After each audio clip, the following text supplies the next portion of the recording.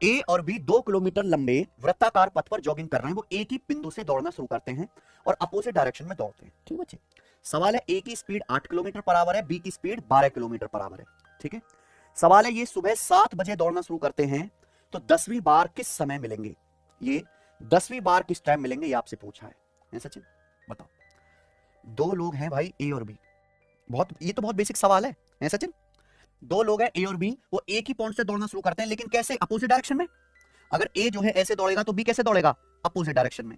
लेकिन circular track की लंबाई कितनी है? 2 किलोमीटर।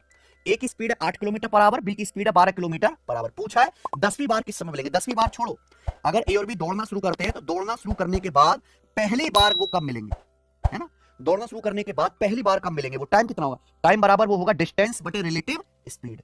सर्कुलर ट्रैक की डिस्टेंस या लंबाई कितनी है? 2 किलोमीटर बटे, अगर ये अपोजिट डायरेक्शन में दौड़ रहे हैं तो रिलेटिव स्पीड कितनी आएगी? 8 प्लस, यानी क्या आएगा? 2/20 का मतलब 1/10 घंटे, 1/10 आवर आ गया सचिन।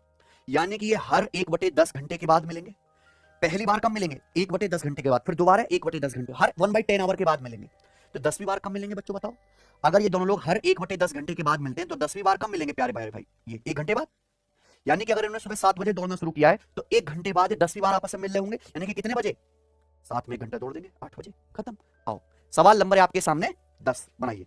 ये सीजीएल 2025 प्री के पेपर का सवाल है ये वाला भी। दो सर्कल की त्रिज्याएं सचिन 5 सेंटीमीटर और 3 सेंटीमीटर है।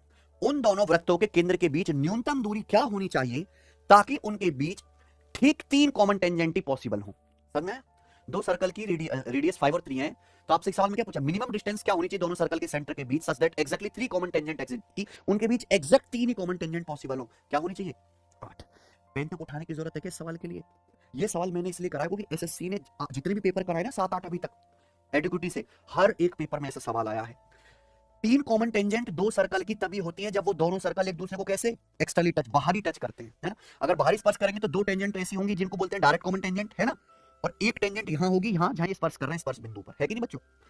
तो सर्कल एक्चुअली टच करने चाहिए। और इस केस में दोनों के सेंटर के बीच की दूरी क्या होगी? अगर इसका सेंटर O1 है, इसका O2 है, एक की रेडियस है 5, दूसरे की 3, तो इनके सेंटर के बीच की दूरी क्या आएगी? 5 + 3 8, है कि नहीं? खत्म।